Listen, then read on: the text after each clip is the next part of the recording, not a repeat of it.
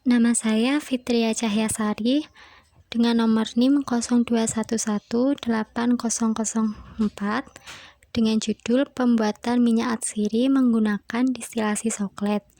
Latar belakang, minyak atsiri atau yang disebut juga dengan essential oils, ethereal oils, atau volatile oils adalah komoditi ekstrak alami dari jenis tumbuhan yang berasal dari daun, bunga, kayu, biji-bijian, bahkan putik bunga.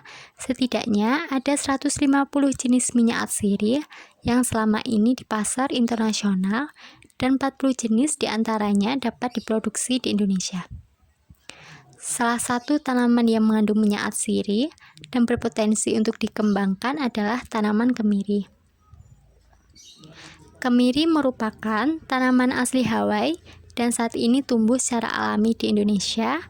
Produksi kemiri di Indonesia cukup besar, yaitu mencapai 88.481 ton per tahun, di mana produksi tersebut mengalami peningkatan tiap tahunnya.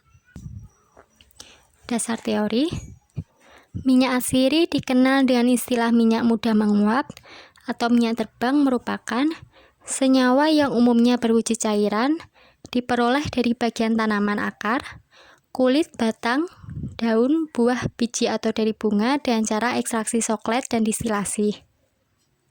Ekstraksi merupakan peristiwa pemisahan satu atau beberapa bahan dari suatu padatan atau cairan dengan bantuan pelarut. Ekstraksi soklet yaitu sejenis ekstraksi dan pelarut organik yang dilakukan secara berulang-ulang dan menjaga jumlah pelarut relatif konstan dengan menggunakan alat soklet. Distilasi merupakan pemisahan komponen-komponen yang mudah menguap dari suatu campuran dengan cara menguapkannya berdasarkan perbedaan titik didih dari masing-masing zat tersebut. Pembuatan minyak kemiri, untuk alatnya, rangkaian alat ekstraksi soklet, rangkaian alat distilasi, neraca analitik, gelas ukur 25 ml, gelas beker 100 ml dan 250 ml, tali, kertas saring, kompor listrik, corong, temperatur termometer, dan penumbuh. Untuk bahannya ada kemiri. Tanaman kemiri memiliki banyak manfaat, terutama pada bagian biji kemiri. Dengan mengekstraksi biji kemiri sehingga dihasilkan minyak yang memiliki kadar minyak yang tinggi, yaitu sekitar 35% sampai 65% minyak.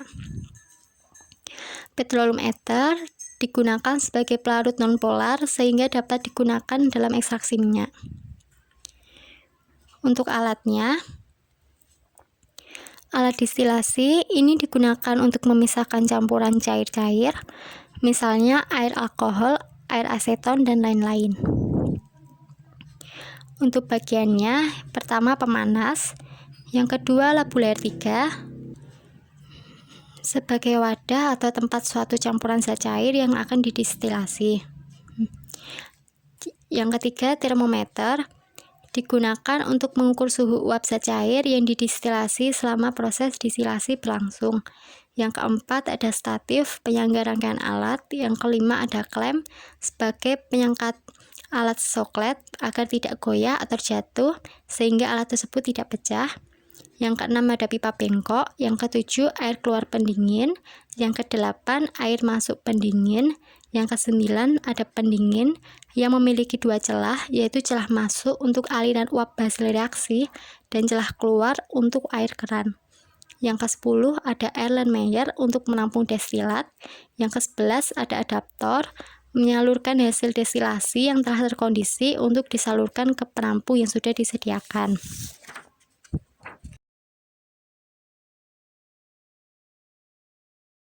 Lalu ada soklet, alat yang digunakan untuk ekstraksi pada cair atau memisahkan suatu komponen dalam suatu padatan dengan menggunakan suatu pelarut cair.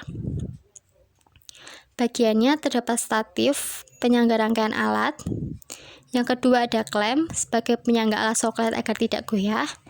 Yang ketiga ada pendingin bola, pendingin untuk mempercepat proses pengembunan.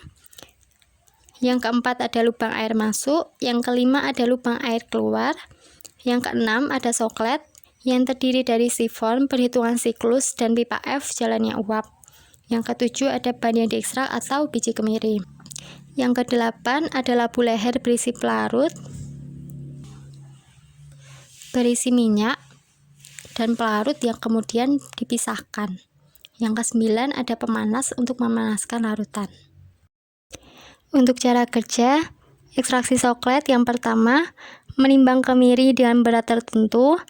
Yang kedua, menumbuk kemiri sampai hancur, lalu membungkus dengan kertas saring hingga benar-benar rapat, dan memasukkan ke dalam soklet, lalu memasukkan larutan petroleum ether ke dalam labu bulat, dan merangkai alat-alat ekstraksi dengan hati-hati, lalu menghidupkan pemanas listrik sampai suhu tertentu, dan mempertahankan agar suhu tetap. Bersamaan dengan pemanas, menghidupkan aliran air pendingin. Mencatat waktu suhu ether ketika mulai mendidih dan setiap siklus, melakukan ekstraksi selama waktu tertentu. Bila ekstraksi sudah cukup, lanjutkan distilasi untuk memisahkan minyak sirih hasil dan pelarutnya. Distilasi, memindahkan minyak sirih dan pelarut ke dalam labu bulat distilasi, memasang rangkaian alat distilasi, menghidupkan pemanas listrik dan pendingin balik secara bersamaan, memperhatikan suhu larutan dengan memasang termometer, melakukan distilasi selama waktu tertentu. Bila distilasi dirasa cukup, menimbang minyak sirih yang bebas pelarut menggunakan gelas beker, dan mengukur volume minyak sirih dengan menggunakan gelas ukur. Faktor untuk menentukan jumlah minyak sirih. Yang pertama ada jenis tanaman yang digunakan, yang kedua ada bagian tanaman yang digunakan, yang ketiga ada ukuran bahan baku, yang keempat ada suhu proses, yang kelima ada waktu proses, dan keenam ada kondisi bahan baku. Dan yang ketujuh ada jenis pelarut yang digunakan. Pemilihan pelarut pada umumnya dipengaruhi oleh faktor-faktor antara lain. Yang pertama, selektivitas pelarut. Yang kedua, dapat digunakan kembali.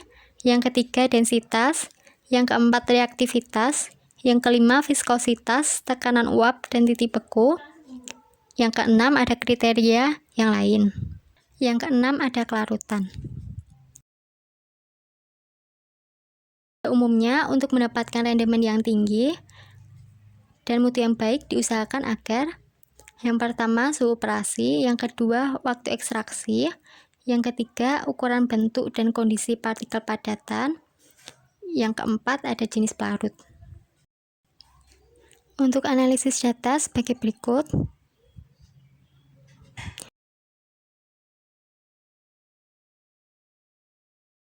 Kelebihan dan kekurangan. Kelebihan untuk metode soklet yaitu jumlah sampel yang diperlukan sedikit, proses soklet berlangsung cepat, pelarut organik dapat mengambil senyawa organik berulang kali, sampel diekstraksi dengan sempurna karena dilakukan berulang-ulang, jumlah pelarut yang digunakan sedikit. Kekurangan metode soklet harus dilakukan identifikasi setelah penyaringan dengan menggunakan reaksi Mayer, Na, Wagner, dan reagen-reagen lainnya. Tidak baik dipakai untuk mengekstraksi bahan-bahan tumbuhan yang mudah rusak atau senyawa-senyawa yang tidak tahan panas karena akan terjadi penguraian. Yang ketiga, pelarut yang digunakan mempunyai titik didih rendah sehingga mudah menguap. Kelebihan metode distilasi dapat memisahkan zat dengan perbedaan titik didih yang tinggi. Produk yang dihasilkan benar-benar murni.